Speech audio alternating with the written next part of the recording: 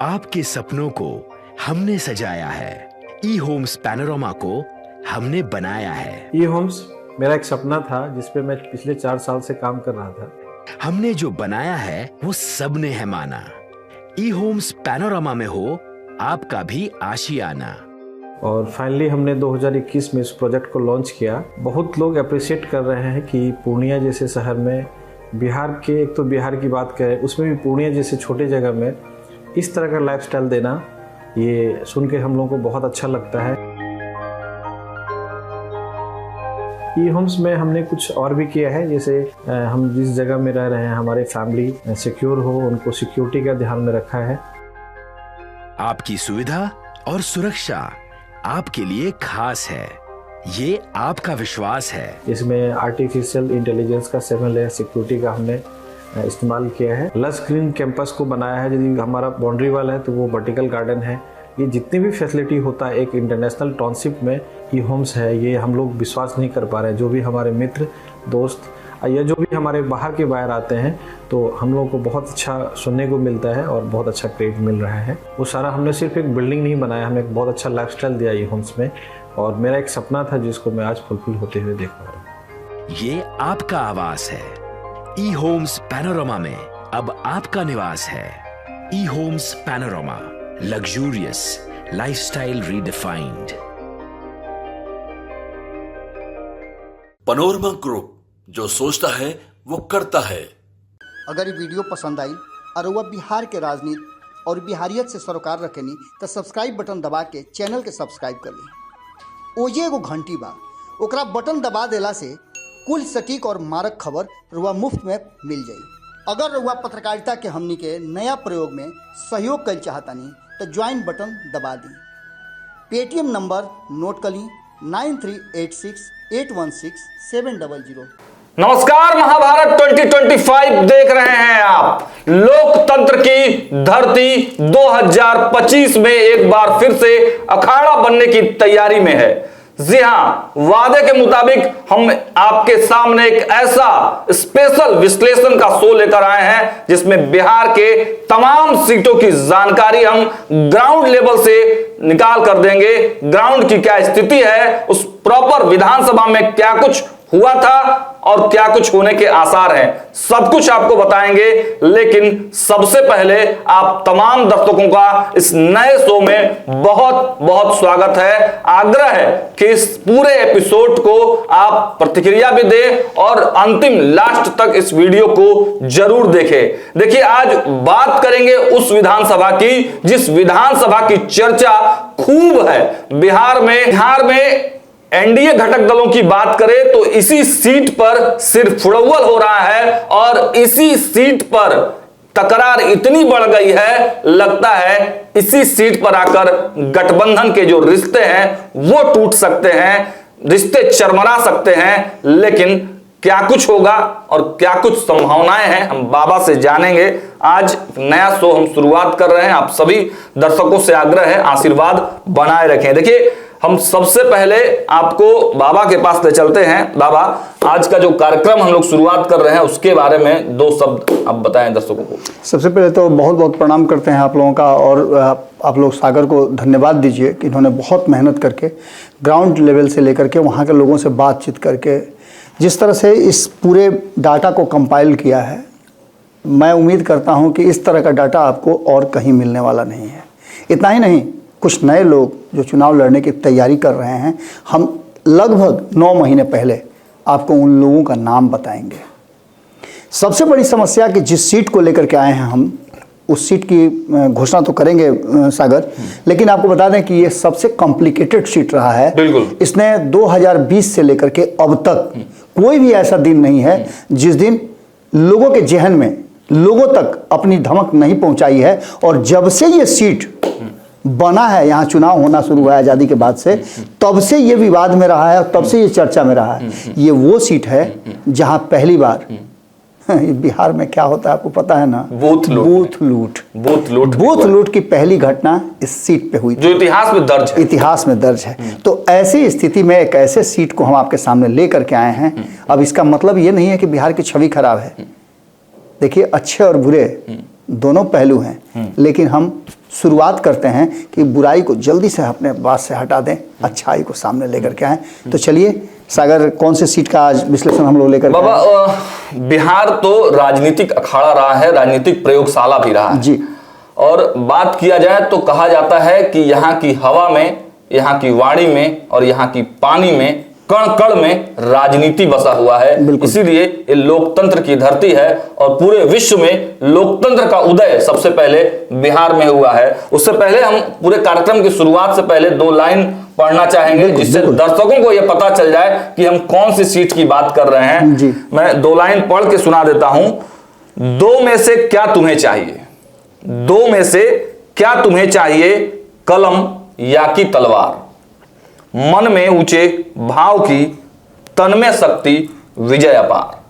ये लाइनें सुनकर आपको पता चल गया होगा कि हम किस क्षेत्र की बात करना चाह रहे हैं। हम सीधे ले चलते हैं आपको राष्ट्र कवि दिनकर के बेगूसराय की धरती। बेगूसराय में हम आज बात करेंगे जिस स्पेसिफिक विधानसभा की, उस विधानसभा का नाम है मटिहानी। जी हां, मटिहानी ही वह सीट है जहां पर चिराग पासवान की पार्टी 2020 में चुनाव जीत कर आई थी और एकमात्र सीट चिराग पासवान ने जीती थी। लेकिन जीतने के बाद जो चिराग पासवान यानी उस समय की जो एलजेपी थी, उसके विधायक टूट गए थे और वो टूटकर जनता दल यूनाइटेड में शामिल हो गए थे। अब मटिहानी विधानसभा में वर्तमान परिप्रेक्ष्य में क्या कुछ चुनौतियां हैं, संभावनाएं क्या हैं, सीधे बाबा के पास चलते हैं और समझने का प्रयास करते हैं। पार्ट वाइज पार्ट हम लोग समझेंगे। वीडियो थोड़ा लंबा हो सकता है, लेकिन एक एक जानकारी और एक एक डेटा, देखिए बिहार में विश्लेषण तो बहुत होते हैं, आपको छोटे से लेकर बड़े चैनलों पर विश्लेषण देखने को मिलेंगे, लेकिन यह विश्लेषण कुछ खास है, बड़ा स्पेशल है। देखिएगा जरूर, प्रतिक्रिया भी जरूर दीजिएगा। बाबा, सबसे पहले अगर बात करें तो मटिहानी की थोड़ा ऐतिहासिक पृष्ठभूमि क्या रही है, वो दर्शकों को बताएं। सबसे पहले तो जो हम लोगों ने शुरुआत की थी कि यहाँ सबसे पहले बूथ लूट की घटना हुई थी, तो उसी पर मुझे राष्ट्र कवि की एक कविता याद आ रही है जी कि समर शेष है नहीं पाप का, भागी केवल व्याघ्र। जी, समर शेष है नहीं पाप का, भागी केवल व्याघ्र। जो तटस्थ हैं, जो तटस्थ हैं उन सब का, जो तटस्थ हैं उन सब का लिखेगा अपराध। यानी कि आप समझिए कि राष्ट्र कवि ने पहले ही इन सब चीज़ों को लिखा था और उनके अनुभव जो थे वो राष्ट्र कवि की उपाधि देने के पीछे भी कारण वही रहे होंगे। ये धरती अक्सर, हम पहले ये बता दें आपको कि स्वर कोकिला इसी जगह की थी। बिल्कुल। शारदा सिन्हा हमारे बीच नहीं है। अभी अभी आपने देखा होगा कि पद्म पुरस्कार उनको एक और मिला है। लगातार जितने भी पद्म पुरस्कार हैं सबसे वो सम्मानित हुई हैं। इसके साथ साथ इस क्षेत्र की सबसे बड़ी विशेषता है कि पटना से के बाद ये दूसरा ऐसा क्षेत्र है जो सबसे अधिक राजस्व देता है। हाँ बिल्कुल, सबसे ज्यादा राजस्व देने वाला और इसीलिए आर्थिक राजधानी के तौर पर उसको कहा जाता है। बिल्कुल। तो ऐसी स्थिति में आप समझ सकते हैं कि हम इस क्षेत्र को, मटिहानी को क्यों लेकर के आए हैं। मटिहानी में और भी बहुत सारी विशेषताएं हैं, बहुत सारी चीज़ें हैं जिसके बारे में हम आपको बारी बारी से बताते रहेंगे। लेकिन सबसे पहले हम बता दें कि हमने मटिहानी को चुना क्यों है। हमने पिछली खबर में बताया था, थोड़ा सा हमने इसका आपको लेआउट दिया था कि मटिहानी की चर्चा हम इसलिए कर रहे हैं कि मटिहानी एक ऐसा सीट है जो 2020 में सबसे ज़्यादा चर्चित सीट था। 130 से ज़्यादा सीटों पे चुनाव लड़े थे चिराग पासवान जी, जिसमें एकमात्र मटिहानी सीट थी जो वो जीत करके आए थे। और यहाँ की जीत हार का जो आंकड़ा था वो बड़ा नॉमिनल था। सबसे बड़ी बात है कि ऐसा कांटे का टक्कर तो हमने देखा ही नहीं। बिल्कुल बिल्कुल। 3 यहाँ लोग खड़े थे चुनाव में, तीन बड़े दलों के। बिल्कुल। 2020 की मैं बात कर रहा हूँ, क्योंकि 2025 में तो चुनाव होना ही है, उसके तो हम लोग बताएंगे आंकड़े। लेकिन 2020 की अगर बात करें तो 2020 में राजकुमार सिंह, जो राजू सिंह के नाम से भी जाने जाते हैं, जिनके बारे में अभी सागर आपको बता रहे थे कि लोक जनशक्ति पार्टी से उम्मीदवार थे, जीत करके वो अकेले थे, बेचारे अकेला महसूस कर रहे होंगे, जदयू में चले गए। पार्टी के साथ तो खैर जो किया उन्होंने उसका तो अलग कहानी है। लेकिन उनको 61,364 मत मिले थे, जबकि जनता दल यूनाइटेड जबरदस्त टक्कर दिया था। और आपको याद होगा सागर, जनता को भी याद होगा, सभी लोगों को, भारत लाइव के दर्शकों को याद होगा कि जो चुनाव 2020 में हुआ था वो चुनाव बिहार का चुनाव नहीं था जी, वो चुनाव था नीतीश वर्सेस चिराग का चिराग का चुनाव था, बिल्कुल। और इस चुनाव में चिराग पासवान ने इस सीट पर जनता दल यूनाइटेड को हराया था और मात्र बाबत 333। वही मैं बता रहा हूं ना कि 333 सीटों से वोटों से हार जीत हुआ था। मैंने बताया था कि 61,364 वोट आए थे, 29.64 प्रतिशत के आसपास वो वोट आए थे। तो दूसरी तरफ नरेंद्र सिंह, बोगो सिंह जिनको कहा जाता है, दोनों उपनाम वाले लोग हैं, एक राजू सिंह एक बोगो सिंह। इनको 61,031 मत आए थे और 29.48% इनको भी वोट आए थे। ये सभी परिस्थितियां तो आप देख ही रहे हैं, लेकिन तीसरा राजेंद्र सिंह को भी 60,599 मत आए थे, यानी सभी 60,000 से ऊपर वाले हैं। बिल्कुल बिल्कुल बिल्कुल। जीत हार का आंकड़ा 1, 2, 3 के बीच में बहुत कम है। बिल्कुल। तो ऐसी स्थिति में आप समझ सकते हैं कि यहाँ की परिस्थिति कितनी विकट रही होगी और कितना कांटे की टक्कर हुई होगी। बिल्कुल। अब हम इस सीट को इसलिए लेकर के आए हैं कि सागर आंकड़ों में तो आप बताएंगे ही, हम चाहेंगे कि पहले आप बताएं कि आपके पास जो आंकड़े हैं कि लोकसभा और विधानसभा के बीच में किस तरह का स्थिति रही है और किस दल या गठबंधन का क्या वहां पर क्रेज रहा है। तो सबसे पहले हम कोशिश करते हैं कि आपके पास 2009 के आंकड़े हैं, यहीं से हम शुरू करते हैं। जी बिल्कुल बिल्कुल। 2009 में जो लोकसभा का चुनाव हुआ था, संसदीय चुनाव जो हुए थे, उसमें यहां से भाजपा के शत्रुघ्न प्रसाद सिंह जीत करके आए थे। इसके बाद ये जो सीट थी, अभी आप मुनाजिर हसन का नाम खूब सुनते होंगे, जनसुराज में है। मुनाजिर हसन यहां से चुनाव लड़े थे, अच्छे नेता हैं, काफी अनुभवी नेता हैं और जिस समाज से आते हैं उस समाज के बारे में तो आप जानते ही हैं। उनको उन्होंने हराया था और इसमें नरेंद्र सिंह उर्फ बोगो सिंह इंडिपेंडेंट चुनाव लड़े थे। ये 2009 की है। बाकी अनिल चौधरी से लेकर के लोक जनशक्ति पार्टी, कांग्रेस, बसपा सब चुनाव लड़े थे। इन सब का हम आंकड़ा इसलिए आपको दे रहे हैं कि यहाँ जो परिस्थिति थी वो सीपीआई, यानी कि इसको कहा जाता है वामपंथ का गढ़। आपको याद होगा कि जब 2014 में लड़ने के चुनाव आए थे, माफ कीजिएगा 2014 में 2019 में कन्हैया कुमार जब बेगूसराय से चुनाव लड़ने के लिए आए थे तो कितनी चर्चा हुई थी और ये कहा गया था कि वामपंथ की धरती में एक बार फिर से कमल खिलेगा। बिल्कुल बिल्कुल बिल्कुल। तो ये सारी परिस्थितियां, सारी चीजें इस बात की तरफ इशारा कर रही हैं कि इस जगह को, इसको गिरिराज सिंह ने 2019 में एक नई पहचान दी। एक नई पहचान देने के बाद उन्होंने जिस तरह से 2019 के बाद 2024 में भी उसी सीट से चुनाव जीता, ये अब भारतीय जनता पार्टी के पास है। लेकिन लोक जनशक्ति पार्टी की अगर बात करें हम, तो लोक जनशक्ति पार्टी यहाँ चौथे नंबर पर रही थी। 1,60,053 वोट उसे मिले थे, 13% से ज़्यादा उसको वोट मिला था। हम इसलिए ये बात बता रहे हैं कि 2010 में जब चुनाव हुए तो परिस्थितियां बिल्कुल उसी के हिसाब से थी और जनता दल यूनाइटेड से बोगो सिंह जीते थे। जिस बोगो सिंह की चर्चा हम 2020 में कर रहे थे कि मात्र 333 वोटों से हारे थे, वो यहाँ से चुनाव जो है जीत करके आए थे विधानसभा का 2010 वाला। उसके बाद कांग्रेस के नेता जो हैं वो अभय कुमार, वो दूसरे नंबर पर रहे थे। इसके बाद लोक जनशक्ति पार्टी यहाँ तीसरे नंबर पर चली गई थी, जो कि आगे की कहानी अगर हम कहें तो 2019 और 20 की अगर गाथा हम जोड़ना शुरू करें, इसके बाद बाकी आपको डिटेल्स देंगे हम। इसलिए 2019 और 20 की चर्चा करते रहे कि कंपैरिजन हमने 9 और 10 की कर दी। 10 वो चुनाव था जहां नीतीश कुमार ने सबसे बेहतर प्रदर्शन किया था और ऐसी स्थिति में जदयू जब 115 सीट जीत करके आई थी, वो एक स्वर्णिम काल कहा जाता है नीतीश कुमार का। अब जो 2019 और 20 की कहानी है, यहाँ पूरी कहानी पलट गई। 2015 की अगर बात करें तो 2015 में कुल जो है विधानसभा का चुनाव और संसदीय चुनाव की बात करें तो इसको भी जानना जरूरी है, क्योंकि नीतीश कुमार और लालू प्रसाद यहाँ एक साथ आ गए थे। 2010 में नीतीश कुमार का स्वर्णिम काल और 2015 में मात्र 5 साल के बाद नीतीश कुमार का फिर से 2005 वाली स्थिति के पहले का आ जाना, यानी लालू प्रसाद जिनको सत्ता से बेदखल किया था उनके साथ आ जाना। तो 2015 में जो चुनावी परिणाम आए थे, यहाँ भी बोगो सिंह जो हैं जनता दल यूनाइटेड के, वो जीत करके आए थे। बोगो सिंह की जीत हुई थी और यहाँ भाजपा को उन्होंने सर्वेश कुमार को हराया था। इसमें भी भाजपा चुनाव लड़ी थी, भाजपा भी यहाँ अपना प्रदर्शन अच्छा खासा की थी। लेकिन सबसे बड़ी बात यह है कि यहाँ परिस्थितियाँ बहुत अलग तरह से नजर आ रही थी इस क्षेत्र में। अब इसको अगर 2014 के चुनाव से तुलना करें तो आपको याद होगा कि भोला सिंह यहां से जीत करके आए थे, जिनको 2019 में उनको नहीं दिया गया था, उम्र के चलते भी नहीं दिया गया था, और उनको भी कहा जाता है कि भारतीय जनता पार्टी के कद्दावर नेता हुआ करते थे, उनको भी भीष्म पितामह जैसा कहा जाता था भोला सिंह को। वहां पर राजद के तनवीर हसन को उन्होंने चुनाव हराया था, जो 2019 में भी तनवीर हसन ने चुनाव लड़ा था, उसकी चर्चा तो हम करेंगे ही।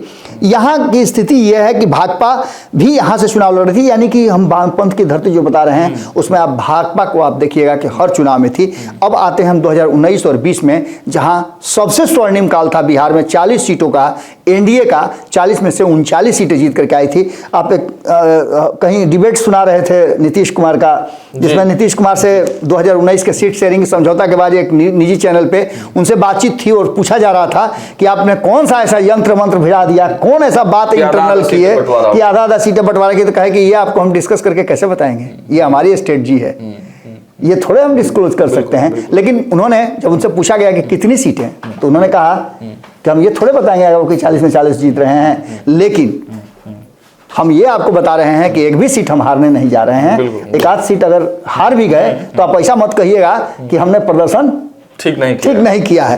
तो ये स्थिति थी 2019 में। 2019 में गिरिराज सिंह जीते थे और बहुत भारी जबरदस्त 12 लाख के आसपास जो वोट था वो उनको आया था, लगभग 60% वोट उन्होंने लाया था, यानी कि सीधे तौर पे आप समझ सकते हैं। और अंतर तो इतना बड़ा था कि रिकॉर्ड था। इसमें कन्हैया कुमार चुनाव लड़े थे, हमने जैसा कि बताया भी था, और इसमें सबसे ज्यादा जो अगर अंतर पड़ा था तो वो तनवीर हसन के राजद से चुनाव लड़ने के कारण लड़ा था, क्योंकि तब दोनों एक साथ नहीं लड़ पाए थे और इसका खामियाजा भी भुगतना पड़ा था कि 40 में से 39 सीटें जीत करके एनडीए गई थी। अब 2020 में हम आ जाते हैं, तो यहाँ 2020 जिसकी हम चर्चा कर रहे हैं, यही वो सीट है, यही वो चुनाव है जहां आकर के पूरा का पूरा मामला फंस जाता है। बोगो सिंह जदयू से जीत रहे थे लगातार, जदयू से ही चुनाव लड़े थे, चुनाव हार गए मात्र 333 वोटों से। लेकिन जनता दल यूनाइटेड में क्या हुआ, यहां से ट्विस्ट शुरू होता है, और यही कहानी हम आपको बताने के लिए आए हैं कि 2025 में यह कहानी किस तरह से असरदार होने वाली है। अब 2020 में जब राजकुमार सिंह जीत करके आते हैं, बोगो सिंह जदयू के सदस्य हैं, हार जाते हैं और उनके माथा पर तख्तैया का नाच करा दिया जाता है राजकुमार सिंह को जदयू ज्वाइन करा कर।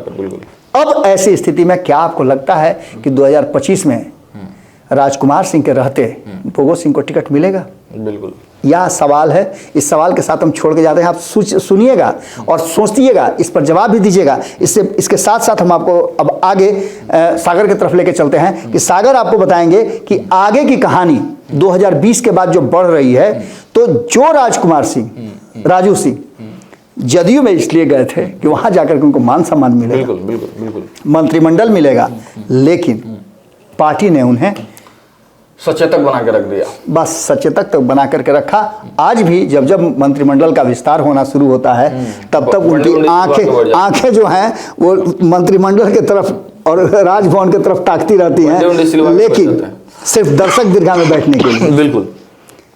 तो बाबा देखिए, अभी की सबसे पहले अगर हम बात कर लें थोड़ा सा कि बैकग्राउंड की भी बात कर रहे हो, जातिगत जो आंकड़े भी हम लोगों ने तैयार किए थे खास दर्शकों के लिए कि टोटल तो जातिगत बात की जाए तो इस सीट पर भूमिहार बहुत सीट है, भूमिहार समाज का काफी ज्यादा यहाँ प्रभाव है। और उसके बाद दूसरे नंबर पर देखा जाए तो मुस्लिम समाज, चाहे लोकसभा की करें या फिर मटिहानी विधानसभा की करें, ये भी भूमिहारों का गढ़ है। मटिहानी विधानसभा खासकर, हाँ आपने सही कहा, बेगूसराय अगर लोकसभा की भी बात करें तो वो भी भूमिहार बहुल है, लेकिन मटिहानी में कहा जाता है कि अच्छा खासा भूमिहार बहुल क्षेत्र है। और दूसरे नंबर पर कोई आता है तो मुस्लिम समाज के लोग आते हैं और फिर और भी जो जातियां, जो आप देख ही रहे तनवीर बार बार वहां लोकसभा चुनाव लड़ रहे हैं, तो इसका मतलब है ही कोई।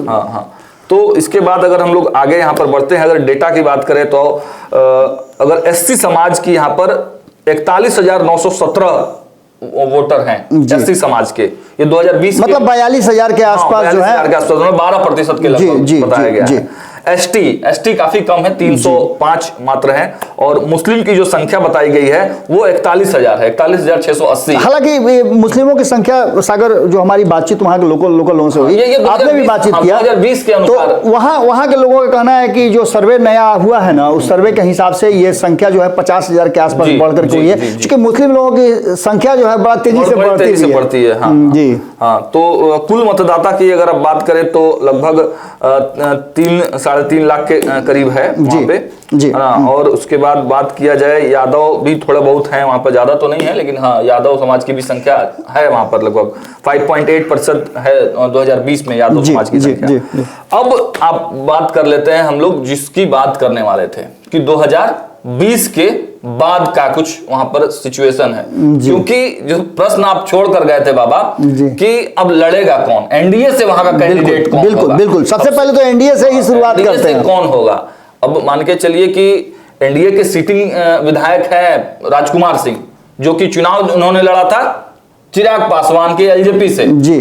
अब वो एलजेपी से है नहीं, अब वो चले गए हैं जेडीयू में, लेकिन सीटिंग सीट तो एलजेपी का है जी, तो जी। चिराग पासवान की सीधा डायरेक्ट नजर है मटियानी पे कि भाई मेरा जीता हुआ है, अब आप ले लिए मेरा कैंडिडेट, वो बात अलग है, लेकिन मेरा तो जीता सीट है, बिल्कुल ये तो हमको मिलना ही चाहिए किसी कीमत पर। जी, जी। और बाबा जो अंदर की इनपुट है वहां पर एलजेपीआर का कैंडिडेट भी फाइनल है। सबसे बड़ी बात सागर की, आप कैंडिडेट फाइनल की बात कर रहे हैं, उससे पहले मैं आपको एक बहुत मजबूत बात बताऊं जिसकी चर्चा खूब चल रही है उस गलियारे में, कि तीनों कैंडिडेट, चारों कैंडिडेट जिसका नाम आप बताएंगे, राष्ट्रीय जनता दल जो है वो ऐसे छान करके बैठी हुई है कटोरा लगा करके कि अब चुएगा तो छानेंगे।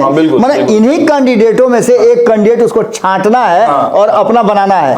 ये पूरा का पूरा माहौल जो है वो बना हुआ है बोगो सिंह, राजकुमार सिंह और बाकी जो आप बता रहे हैं वो है। लेकिन राष्ट्रीय जनता दल इंतजार कर रहा है कि वहां से वो एक ऐसा कैंडिडेट है, और वही भूमिहार समाज से ही होगा, निश्चित रूप से भूमिहार समाज से होगा, क्योंकि 3 भूमिहारों के बीच की लड़ाई थी और 36-18 माने जो 50% से ज्यादा वोट हुआ था, 3,34,000 वहां वोट है, तो लगभग जो वोट हुए थे 60% के आसपास वहां वोटिंग हुआ था, और 60% वोटिंग में आप देख रहे हैं कि 333 से जीत होता है, 60,000 से अधिक सभी कैंडिडेट को, तीनों फर्स्ट सेकंड थर्ड को आया है। तो ये बताता है कि यहाँ के वोटर जो है वो एग्रेसिव भी हैं, यानी 60% वोट होने का मतलब होता है एग्रेसिव वोटिंग। बिल्कुल, दोनों ही तीनों पार्टियों को मान के चलिए कि एक पार्टी को जो जीता है लोजपा उसको 29.61% जी, और सेकंड नंबर पर जेडीयू उसको 29.5% जी, और तीसरे नंबर पर सीपीएम 29.3%। मतलब कितना टसन और टक्कर उस समय 2020 में रहा है।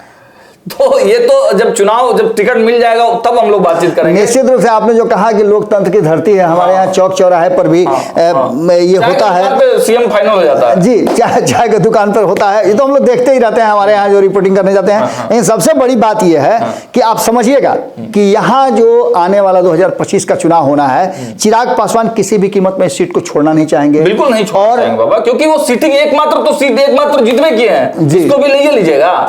निश्चित रूप से दूसरा सबसे महत्वपूर्ण बात कि उनको जवाब कई लोगों को देना है, इस सीट से उनको कई लोगों को जवाब देना है, और ये जवाब कहीं ना कहीं चिराग पासवान खोज रहे हैं। इसके आगे आपको एक और बड़ी महत्वपूर्ण बात बताएं, हमने एक बात पिन करके छोड़ दिया था, वो बात था कि ये जो है कैपिटल राजधानी कही जाती है बिहार की, आर्थिक राजधानी कही जाती है। नंबर 2 है राजस्व देने में। बिल्कुल। इसके पीछे का कारण है कि बरौनी रिफाइनरी कहाँ है, वहीं है।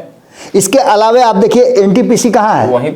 इसके बाद HURL वो भी वहीं पर है, हिंदुस्तान यूरिया रसायन जो कारखाना है वहीं पर है। उसके बाद कृषि एवं अन्य जो मध्यम और लघु उद्योग हैं उसका एक बड़ा केंद्र है। जी बिल्कुल। तो ऐसी स्थिति में आप समझ सकते हैं कि जिस क्षेत्र की बात हम कर रहे हैं, ये क्षेत्र काफी संपन्न क्षेत्र है, और यहाँ के लोग, आपने देखा होगा कि गिरिराज सिंह को लेकर के चाहे जितना भी उन लोगों में रोष रहा हो, लेकिन जब चुनाव आता है तो गिरिराज सिंह के पक्ष में ही लोग खड़े होते हैं। रहा सवाल बाकी लोगों की, तो इसमें जो जातीय आंकड़े हैं 3,35,000 जो वोटर हैं, उनमें से लगभग 50% से ज्यादा, यानी 60 to 70% के आसपास लोग कहते हैं, लेकिन हम 60% से 65% मान के चलते हैं, तो 65% के पास पहुंचने का मतलब होता है कि निर्णायक भूमिका तो उन्हीं की है। बिल्कुल है, बिल्कुल है। अब ऐसी स्थिति में पचपवनिया से लेकर के बाकी के लोग जो एमओआई से दूरी बना करके रखना चाहते हैं वो भी मजबूरन इधर ही वोट देंगे। हाँ, बिल्कुल बिल्कुल बिल्कुल। अब जो वर्तमान परिस्थिति बनी है कि इसमें भूमिहार जाति में भी 2-3 कैच है। एक कैच ये है कि भूमिहार जाति में भी 3-4 जो अलग अलग सेक्टर्स हैं, माने जो उपजाति हैं, वो यहाँ बहुत ज्यादा काम करते हैं। वो उनका एक अलग अलग अपना घराना है, जिस घराने में अपने घराने के लोगों को अपने घराने में लेकर के आना चाहते हैं। तो इसमें जो 4 उपजातियां हैं जिसमें राजबर है, जलेबर है और गौतम है, बाकी शेष में बाकी के लोग हैं। तो ये तीनों जो हैं अपने अपने गोत्र के लोगों को खोजते हैं। अच्छा, ये भी एक वहां जाति के अंदर उपजाति है। तो ये गोत्र के हिसाब से भी यहाँ पर वोट देने की बात चली रही है। और ये लड़ाई जाति की बात चल रही, तो हम चाहेंगे वीडियो एडिटर से कि जाति का जो हमारे पास लिस्ट है जी, वो भी एक बार स्क्रॉल कर दें। बिल्कुल बिल्कुल बिल्कुल। तो ये परिस्थितियां हैं। और सबसे बड़ी बात यह है कि यहाँ पहली बार 1957 में जब वोटिंग हुई थी तो यहाँ बूथ कैप्चरिंग की बात सबसे पहले हुई थी, जिसकी चर्चा हम शुरू में कर लिए हैं। अब तो बूथ कैप्चरिंग होता नहीं है, अब तो भाई अब तो इलेक्ट्रॉनिक सिस्टम है। अच्छा, एक बार आप बटन दबा दिए तो उसको वेट करना पड़ेगा। ये स्थिति है ही नहीं कि गए ठप ठप ठप ठप ठप मार दिए, वो बात नहीं होता है। बाद में फिर मोड़ा जाएगा, वो सब नहीं होता है। अब जो स्थिति है कि हम चाहेंगे कि आप इसमें सबसे पहले तो हम लोगों ने एक चीज तो आइडेंटिफाई कर दिया कि 2-2 उम्मीदवार जदयू से, एक ही गठबंधन से। गठबंधन छोड़िए ना, पहले तो हम एक ही दल से आ जाइए, क्योंकि बोगो सिंह चुनाव लड़े थे जो अभी भी चुनाव लड़ने के लिए टाल ठोक रहे हैं। बोगो सिंह की चर्चाएं अभी है कि जदयू में वो है कि नहीं है, ये तो नहीं है। नहीं, ये तो उन्होंने विधिवत रूप से घोषणा कहाँ किया है। अभी विधिवत रूप से घोषणा नहीं, हालांकि निश्चित रूप से है कि आपके बेटा की शादी हो, आप हमको बुलाइए और आप ही गायब हो जाइए। टाल ठोक रहे हैं, से टाल ठोक रहे हैं भाई निर्दलीय हम चुनाव लड़ेंगे, टिकट दे दिया तो ठीक है, नहीं तो हम निर्दलीय लड़ेंगे। तो मुझे लगता है कि वही जो टपकने वाला जो आप बोल रहे थे, वो बोल रहे थे कि वही लोकने का काम राजद करेगी, जो भी वहां से टपकेगा। निश्चित रूप से कि राजद है, राजद के अलावा और भी लोग हैं। आपको देखिए कि मैं जनसुराज भी तैयारी कर रही है। तो सबसे पहले हम शुरुआत करते हैं कि जदयू की तरफ से संभावित उम्मीदवार कौन कौन हो सकते हैं। 2 नाम तो हमने देख लिया, एक तो बोगो सिंह। अब बोगो सिंह आगे क्या फैसला करते हैं उस पर निर्भर करता है, बोगो सिंह और राजकुमार सिंह। लेकिन वर्तमान परिस्थिति में बोगो सिंह उसके असली उत्तराधिकारी हैं। क्योंकि बहुत दिनों से जी क्योंकि जनता दल यूनाइटेड के साथ वो लंबे समय से रहे भी हैं और ये आयातित नेता है। तो देखना ये होगा कि नीतीश कुमार क्या फैसला करते हैं, नीतीश कुमार की टीम क्या फैसला करती है। अब तक राजकुमार सिंह को एक विधायक के नाते और जैसे वो आए थे, बाकी के लोग भी आए थे, आपने देखा कि बीएसपी से आए तुरंत उनको मंत्री बना दिया गया। तो उसके पीछे का कारण दूसरा था, क्योंकि वो इस ऐसे समाज से आते थे और पूरे मंत्रिमंडल में खोजने से भी वो मुस्लिम नहीं मिल रहा था। तो इसलिए उनको जमा खान को मंत्रिमंडल में शामिल कराया गया। अब जो बात राजू सिंह की हो रही है, तो राजू सिंह को टिकट मिलेगा या नहीं मिलेगा ये फैसला भी होना है। इसलिए राजू सिंह और बोगो सिंह में हम लोग टॉस कर देते हैं। बिल्कुल, राजू सिंह और बोगो सिंह हम टॉस कर देते हैं कि नीतीश कुमार को यह फैसला लेना है किसके साथ वो रहेंगे। कितना ईमानदार बोगो सिंह है और कितना ईमानदार राजू सिंह है, इस पर सब कुछ निर्भर करेगा। आगे आप लोजपा की बात कर रहे थे, हम चाहेंगे कि लोजपा की तरफ से आप बताइए कि क्या इनमें से कोई ऐसा हो सकता है कि बोगो सिंह अगर टिकट इधर नहीं मिले तो लोजपा की तरफ चल जाए। देखिए, राजनीति तो संभावनाओं का खेल है, अनिश्चितताओं का खेल है। फिर टकराव भी तो होगा, टकराव होगी। लेकिन जो इंटरेस्टिंग फैक्ट निकल कर सामने आए हैं बाबा, हमारे भी वहां सूत्र हैं जी, और हमारे सूत्रों से जो जानकारी मिली है कि चिराग पासवान ने हरी झंडी दे दी है बाबा। ये तो हम मान गए, तो इसका मतलब एक और खबर पर हमारे मुहर लगने जा रही है। बिल्कुल। हमने कहा था कि 30 ऐसी सीटें हैं जिस पर एनडीए में जदयू और एलजेपी के बीच में टकराव होगा और वो टकराव तो यहीं से शुरू हो गया। पहली शुरुआत मटिहानी, और मटिहानी से भी टकराव शुरू। बाबा, मैंने अपने इंट्रो में इसीलिए कहा था मटिहानी ही वह सीट है जहां पर तोड़ फोड़ हो जाएगा। मतलब ऐसा हो जाएगा कि अब टूट गया गठबंधन, बाद में जुड़ जाए वो अलग बात है, लेकिन मटिहानी ही बिहार बिहार का एकमात्र सीट है दर्शकों जहां पर जब टेबल टॉक होगी तो वहां पर सिर फुटअव्वल होगा, टूटा टूटी हो जाएगा। जैसा कि हम तो नहीं गए हैं कभी बर्तुहार करने बाबा, आप तो गए होंगे बर्तुहार करने, लेकिन हम लोग बताते हैं कि जब बर्तुहार जब फाइनल होते लगता है, पैसा कौड़ी का बात आता है ना, तो एकदम उठा पटक होने लगता है। ना 50 ना 25, अब कैसे होता है थोड़ा सा आप बता दीजिए। होता क्या ना कि देखिए अब नहीं होता पहले। हालांकि तिलक दहेज के हम लोग बहुत खिलाफ हैं, बिल्कुल, लेकिन आपने देखा होगा, हमने भी देखा है, हमने उसका विरोध भी किया है कई बार, मैं उसके लिए दोषी भी बना हूँ। आज भी मुझको जो बहुत नजदीक से लोग जानते हैं, वो जानते हैं कि ऐसी जगहों पे मैं जाता हूँ तो मेरा फैसला क्या होता है। लेन देन की बात मैं पक्षधर नहीं रहा हूँ। हाँ, एक बात जरूर है, ऐसे ही एक शादी में मैं गया था, बहुत मेरे करीबी की शादी थी, और लड़का पक्ष ने एक मोटरसाइकिल की डिमांड कर दी।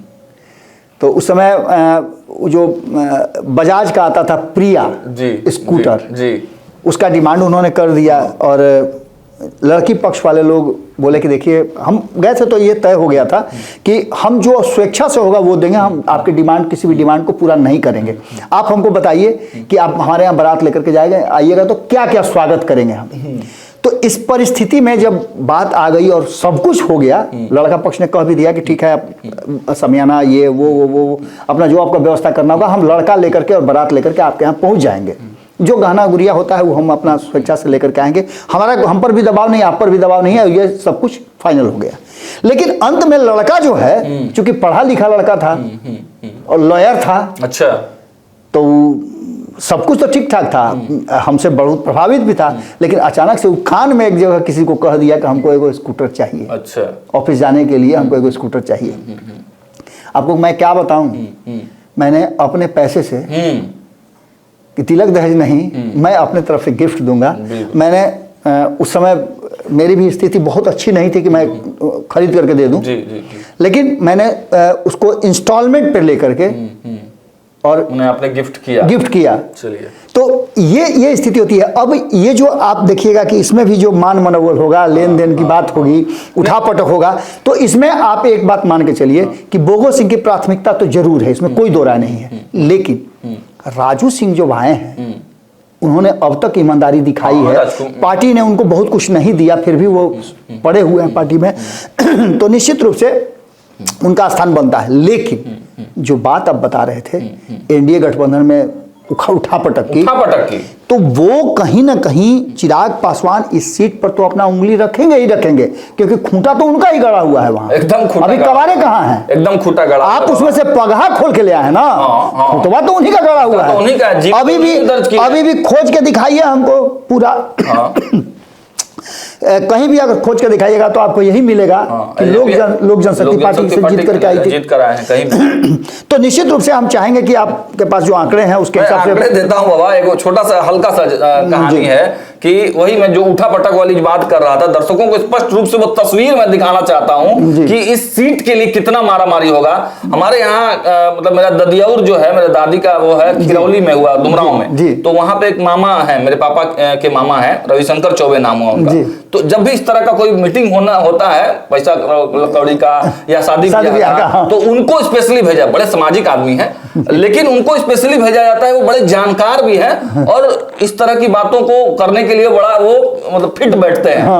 मतलब एकदम वहां पे झगड़ा हो जाएगा, लड़ाई हो जाएगा कि एकदम अब तोड़ता नहीं है, अब शादी तोड़ता नहीं है, अब जाता नहीं, अब ना हो शादी हो भी ना करिए, अब कितनों बोल शादी ना हो, तब फिर लड़का वाला या लड़की वाला धीरे से कुछ बोलेगा उनको, तब फिर डील फाइनल हो जाएगा।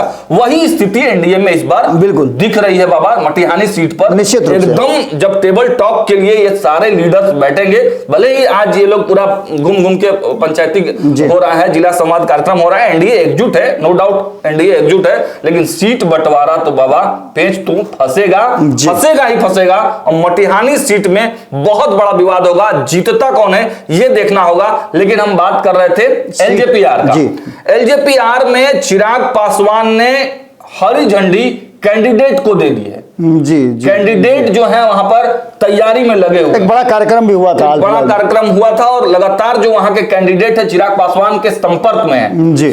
और लगातार वो पटना आते हैं, चिराग पासवान से मिलते हैं। क्षेत्र में उनका एक बड़ा जनाधार भी है, लोगों से काफी ज्यादा वो मिलते जुलते रहते हैं। देखिए सामाजिक पृष्ठभूमि रही है। राजकुमार सिंह नो डाउट वहां से विधायक जरूर चुनकर आते हैं बाबा, लेकिन राजकुमार सिंह में एक कमी वहां के लोगों या जो वहां ग्राउंड पे लोग बताते हैं, ग्राउंड पर बताते हैं कि राजकुमार सिंह बहुत ज्यादा फील्ड में दिखते नहीं हैं। वो काम उन्होंने भले ही थोड़े बहुत कराए हैं, सामाजिक पृष्ठभूमि के या फिर विधायक फंड से काम जरूर कुछ हुए हैं, लेकिन ग्राउंड पर राजकुमार सिंह नहीं दिखते हैं। और आजकल का आप देख ही रहे होगा कि विधायक 1 to 1 पीपुल कनेक्ट चाहता है, निश्चित रूप से कि अगर हम फोन करें तो मेरा विधायक मेरा फोन उठाए और मेरा काम हो चाहे नहीं हो, लेकिन मेरा विधायक मेरे मरनी में, मेरे शादी में, मेरे ब्याह में, मेरे बर्थडे में मेरा विधायक निश्चित रूप से ये लोगों की आकांक्षाएं रहती हैं। कम्युनिकेशन होना चाहिए। तो इसमें कहीं ना कहीं राजकुमार सिंह पिछड़ जा रहे हैं, हाँ फंसते हुए नजर आ रहे हैं। लेकिन एलजेपीआर से भूमिहार समाज की इंदिरा देवी का नाम काफी तेजी से चल रहा है बाबा। और इंदिरा देवी बड़ी सामाजिक उनकी महिला रही हैं और लगातार क्षेत्र में कार्यक्रम कर रही हैं, चिराग पासवान के टच में है, डायरेक्ट बात होती है चिराग पासवान से उनकी और पूरी तैयारी में है। इनके अलावे और भी कई कैंडिडेट एलजेपी से हैं, एलजेपी से और भी कई कैंडिडेट हैं। लेकिन इंदिरा देवी ने जिस तरह से अभी कार्यक्रम इसी जनवरी में कराया था, एक बड़ा कार्यक्रम उन्होंने कराया था, वहां से वो लड़ चुकी है, इसलिए इनका दावा थोड़ा बनता है। ये पहले भी चुनाव लड़ चुकी है। सबसे बड़ी बात है कि चिराग पासवान के बहुत संपर्क में है, ये बात आपने बिल्कुल सही कहा। इसके अलावे वहां से और भी कई नाम आ रहे हैं। सबसे बड़ा नाम तो वहां से जो आ रहा है कि ये तो आप एनडीए की बात कर रहे हैं, हम जनसुराज की बात करें। और इसके साथ साथ हम आपको एक और बड़ी महत्वपूर्ण बात बताएं कि इस बार यहां से चुनाव लड़ने के लिए मुनाजिर हसन जो है एक बार फिर से अपने तैयार हैं, क्योंकि मुस्लिम वोटरों को वहां से रिझाने के लिए, वो भी चूंकि आपको पता ही है कहां है, बिल्कुल, लेकिन जनसुराज से उनका अगर संबंध रिश्ता अच्छा रहा, हालांकि मुंगेर से भी वो तैयार हैं, लेकिन चूंकि मुंगेर से सटा हुआ ही है क्षेत्र है, तो ऐसी स्थिति में यहां से वो अपने किसी खास को लड़ना चाहते हैं। वही नहीं, इसके अलावा महबूब अली कैसर भी इंटरेस्टेड हैं। अच्छा, महबूब अली कैसर भी इंटरेस्टेड हैं कि वो भी इस बार विधानसभा का चुनाव लड़े। लोकसभा उनको मौका नहीं मिला, तो उनके बेटा ऑलरेडी आपको पता ही है कि विधायक हैं, तो राजद से उनकी भी तैयारी चल रही है। राजद से और भी कई लोग हैं। इसके राजद से ही आपको बता दें कि एक और नाम हमारे सामने आ रहा था, जिसमें तनवीर हसन के परिवार से किसी को चुनाव लड़ाने की बात चल रही थी। तनवीर हसन भी मटिहानी से चुनाव लड़ाने की तैयारी चल रही थी। लेकिन सबसे बड़ी बात यह है कि ये तो आपको इंडिया गठबंधन और एनडीए गठबंधन की हम बात कर रहे थे, लेकिन जनसुराज से भी कई नाम सामने आ रहे हैं। एक तो हमने बताया आपको मुनाजिर हसन का, दूसरा नाम एक और कुछ डॉक्टर का शायद डॉक्टर रंजन का नाम बड़ी तेजी से चल रहा है जी। डॉक्टर रंजन एक बड़े डॉक्टर हैं, कार्डियोलॉजिस्ट हैं, और वहाँ उनका हॉस्पिटल भी है और बहुत ज्यादा सामाजिक आदमी है, इतने सामाजिक। और सबसे बड़ा बात है कि जनसुराज के लिए डेडिकेटेड है। ये अगर टिकट नहीं मिलता है तो उधर नहीं जाएंगे, ये राजद में नहीं जाएंगे। जैसा कि लोग इनके बारे में फीडबैक दे रहे हैं, ये प्रशांत किशोर के आइडियोलॉजी से काफी ज्यादा प्रभावित है और टिकट मिलता है तो ये प्रशांत किशोर से ही लड़ेंगे और मटिहानी सीट से ही लड़ेंगे, न दूसरी सीट न दूसरी पार्टी। तो इनके बारे में बाबा कहा जाता है कि यह भी बड़े चेहरा है मटिहानी के। और आपको बताते चले, आते भी भूमिहार समाज से, आते भी भूमिहार समाज के हैं। आईएमए के भी बहुत दिनों तक वहां पर रहे हैं, आईएमए में रहे हैं, इंडियन मेडिकल एसोसिएशन में रहे हैं, एंटी करप्शन मूवमेंट में रहे हैं। बंगाल से पृष्ठभूमि है इनकी, छात्र आंदोलन में वहां एसएफआई को इन्होंने हराया था। इनकी एक पार्टी बना दिया था उन्होंने, जब स्टूडेंट थे वहां पर ये बंगाल में, तो एक पार्टी ही बना दिया था और बंगाल में जाकर एसएफआई को हरा दिया। निश्चित रूप से वामपंथियों के बीच में जाकर के, और वामपंथ की धरती से गए हुए थे। हाँ, वामपंथ की धरती से गए हुए थे।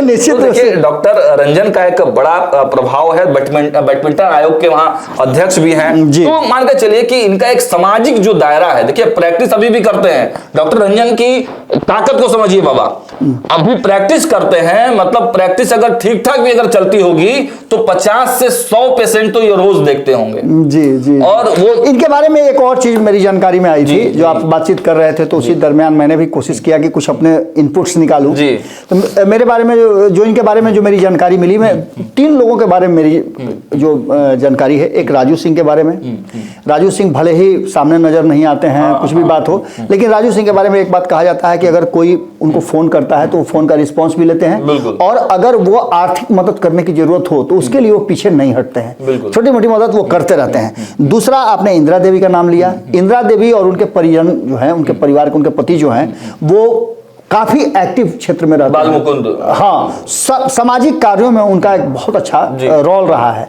तो इन सारी बातों को लेकर के ये 2 लोगों के तो हो गए। और तीसरा नाम जो आपने डॉक्टर साहब को बताया, कई लोगों से मेरी बातचीत हुई, चूंकि उस क्षेत्र से लगातार संबंध रहा है, वहाँ के कई लोग हमारे यहाँ जुड़े भी रहे, कई स्टूडेंट हमारे हैं, तो वो बताते हैं कि डॉक्टर साहब के साथ सबसे बड़ी बात है कि इनके यहाँ अगर मरीज कोई चला जाए और उसका पैसा नहीं हो तो वो वहां से बिना इलाज के नहीं आएगा, इलाज करके ही आएगा।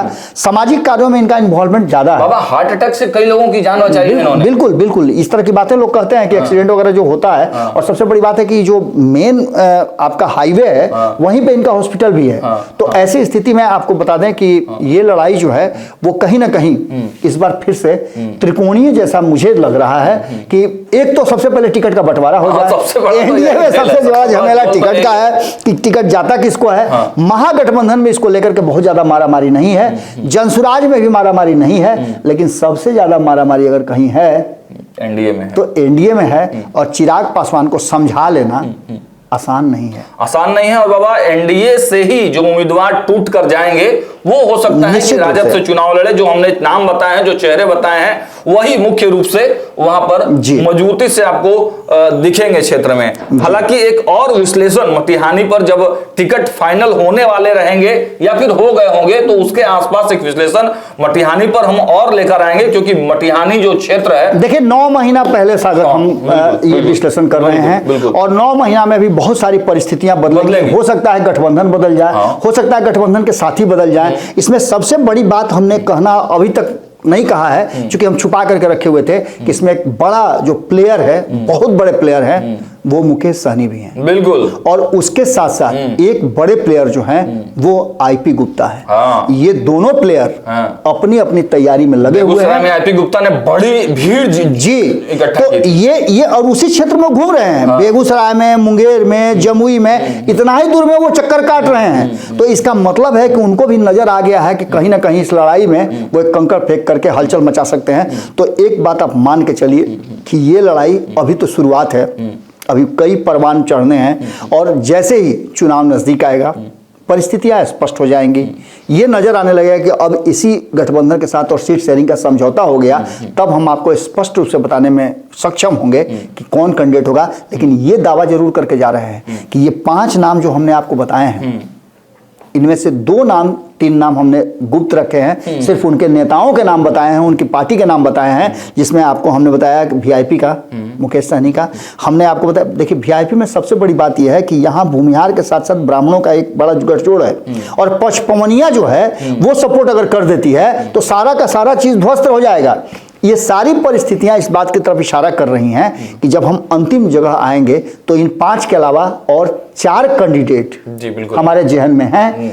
बहुत ज़्यादा उन पर हमारी अभी हम नहीं उनका डिस्क्लोज करना चाहते हैं। उन्होंने भी कहा है कि रहने दीजिए, हम अभी सोच नहीं रहे हैं, अभी बहुत तरह की बात है, या बहुत लोग नहीं चाहते हैं कि उनका नाम डिस्क्लोज हो। एलजेपीआर में बाबा, एलजेपीआर में बहुत लोगों ने ऑफ द कैमरा हम लोगों के वहां के से भी इनपुट आया कि वहां तैयारी में है। जी निश्चित रूप से। लेकिन इंदिरा देवी ने एक कार्यक्रम करके अपने आप को ये प्रूफ करने की कोशिश की है, या बताया है अपने क्षेत्र के लोगों को, मटिहानी के लोगों को, कि हम कैंडिडेट के रूप में सामने आपके हैं, इसलिए उनका नाम हमने बताया। राजू सिंह ऑलरेडी हैं, बोगो सिंह चुनाव लड़ना चाहते हैं, और बाकी के लोगों का रंजन सिंह से भी हमारी जो बातचीत हुई है, उन्होंने भी कहा है कि जनसुराज तो हम तैयार हैं, वरना हम तैयार नहीं हैं। तो ऐसी स्थिति में ये लड़ाई जो है वो जब गठबंधन फाइनल हो जाएगा, कैंडिडेट फाइनल होने से पहले हम आपको एकदम एक्यूरेट बताएंगे कि मटिहानी में कौन किस गठबंधन से, किस दल से चुनाव लड़ेगा।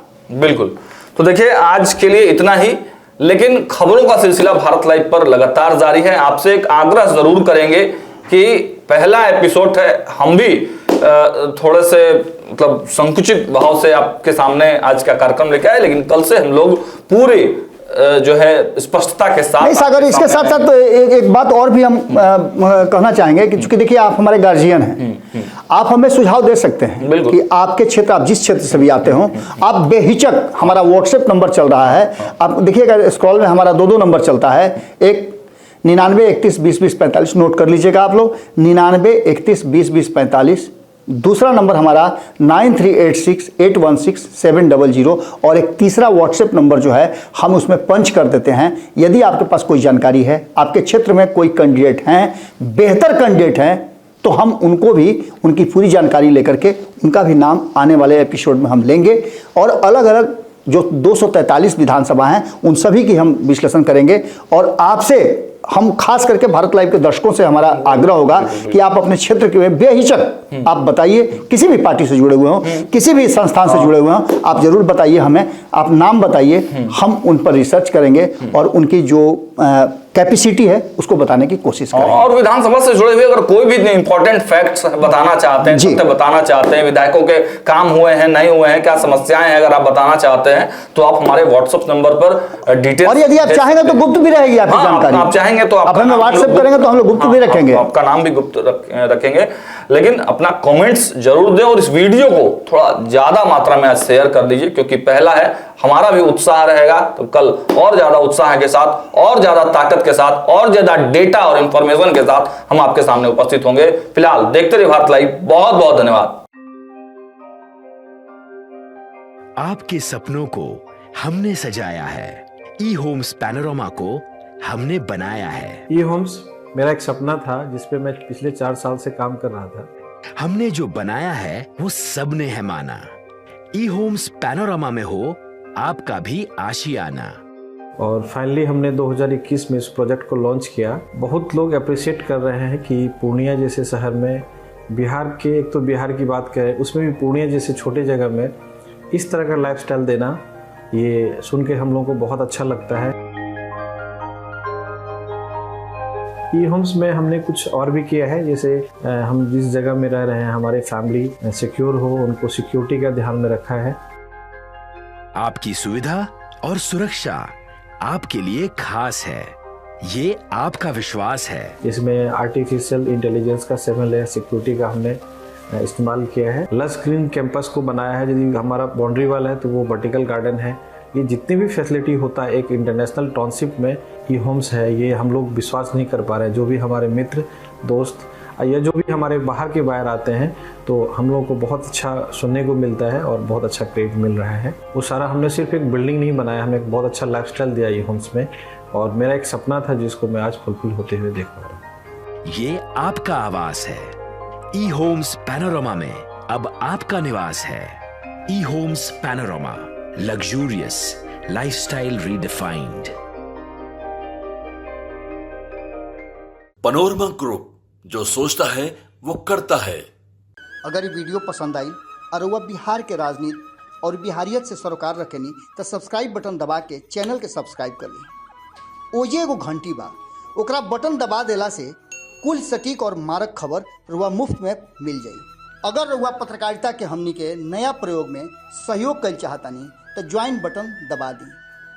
पेटीएम नंबर नोट कर ली 9386816700।